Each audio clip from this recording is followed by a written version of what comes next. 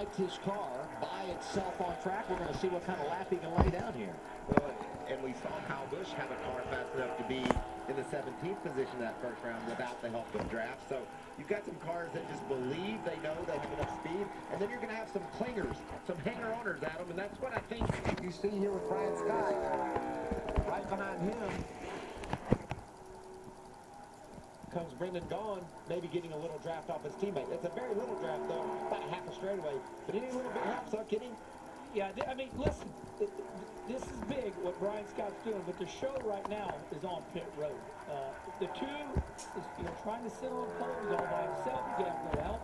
This is a mind game right now. 8 minutes left, and this is like a card game, as you can see on pit road, and they're trying to time it and get a draft. And the two is doing good, but he's all by himself, Mikey. But look who's straggling along behind him. I talked about clingers and hanger-ons. Ryan Sieg used his draft to run a 37.95. Be interesting to see if that was enough for Ryan.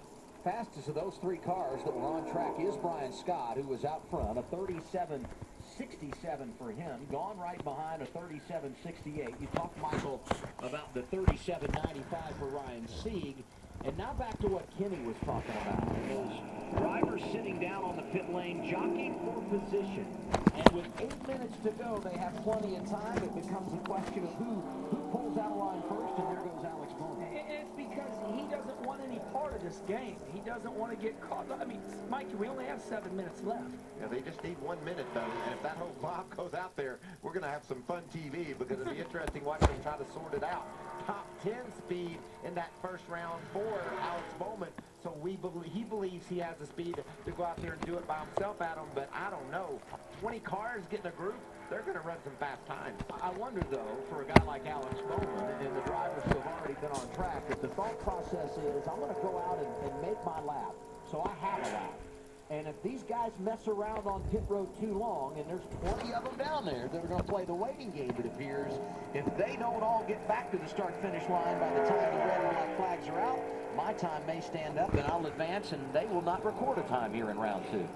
And Alex Bowman was really fast in the first run. He was 8th quickest in there. Now listen, that's a really strong qualifying run for a team like this.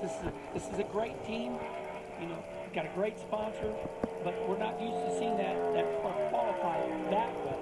Well, he's fixing to put a time. If he can get through 3 and 4, he's going to put a time up with the strong RCR cars of Brendan Gaughan and Brian Scott. Looks like he's going to clip them, Adam.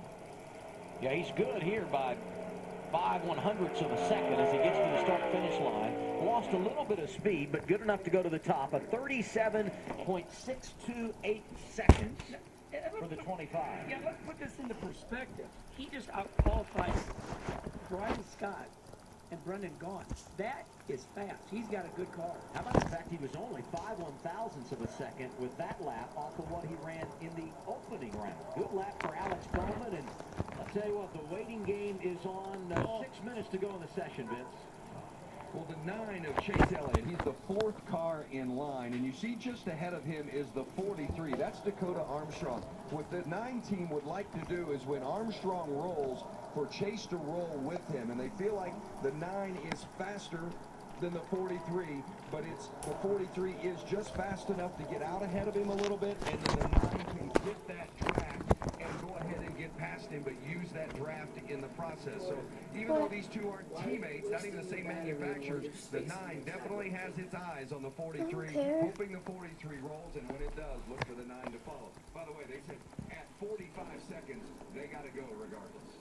This sounds like a riddle to me. Riddle me this. We have a plan until this.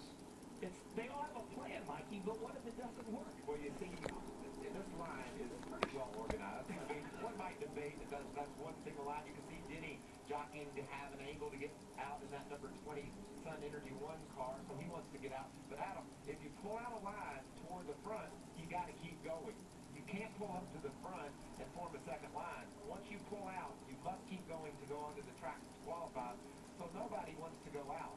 And what would be great is if you're the first car in line, you just sit there, you just keep sitting there until there's 45 seconds to go, and you know you'll get back. And if that first car leaves before 45 seconds to go, he's made a mistake. Because he's going to drag everybody with him. So he just sits there, He hopes he leaves with 45, and he's the only one to make it back because there's no way that Kyle Busch back there in the back makes it around if he waits to that point in time. You know, listen, I know that people could assume this is crazy, and I agree, it's crazy. But you know what else it is? It is exciting. It's anticipating. This is going to be like a horse race. They're at the gates right now. And when the gates open, everybody's going to be fighting for turn one. You know, Chase Elliott says, I'm going to wait for the 43 to go, and then I'm going to hang back. Well, what happens if people start running up behind him? The way this differs from a horse race is the gates are open. And the horses ain't going anywhere. Right. This is pretty incredible. I don't think it's stupid. I think it's exciting. I really do. I love it. It's great TV. While I'm sitting at home, I'm thinking, when are they going to go? When are they going to go? And when they don't, I'm going to be thinking, why didn't they go? Because some of these guys, we're down under 3.5 minutes. Some of these guys in the back is going to, here's the dilemma, Adam. If you're the first guy to go, you will not get into the next round. It just won't happen because you're pulling that whole crowd with you unless you get over on the back straightaway and slow down. And that's another strategy that we can talk about here in a bit. But if you slow down too much, give you one more little bit of information, you won't get up to speed at the line. So you won't have enough speed to do that. I'm looking at Brian Scott here, Michael. He's already turned the lap, so he's good. He knows right now everything is fine. He's second quick behind Alex Bowman.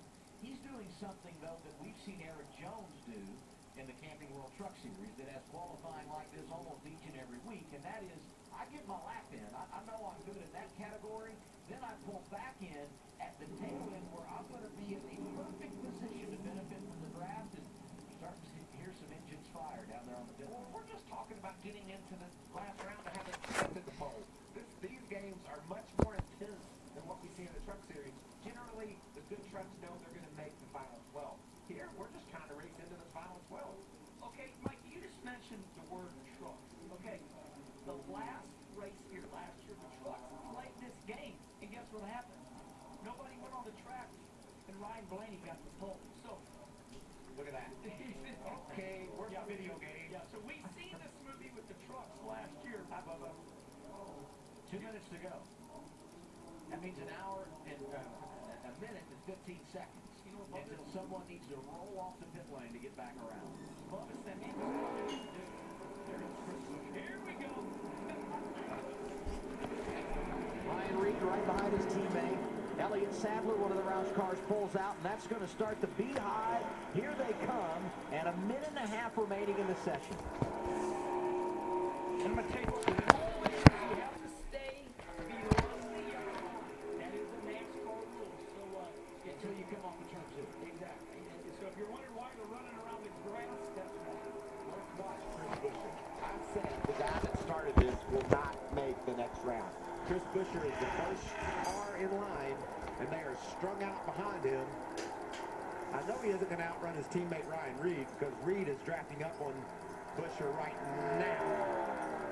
This is going to be a really good lap for Reed. I don't know about Buescher. I'll tell you, he's in a good spot is Chase Elliott, who had to hold his breath in trying to make it from round one to round two, and he's the third car in line. And I think right behind him is his teammate Regan Smith, who was fast in that opening session. Yeah, and the guy that No, that's Elliott Sadler, excuse me. The guy you need to keep your eye on because he's done this to perfection over the last couple of years is Kyle Busch. Slow time in that first session, but he's in a good draft right now. Let's see what Chris Buescher can do. Bowman's already 2/10 faster all by himself. This is Buescher by himself.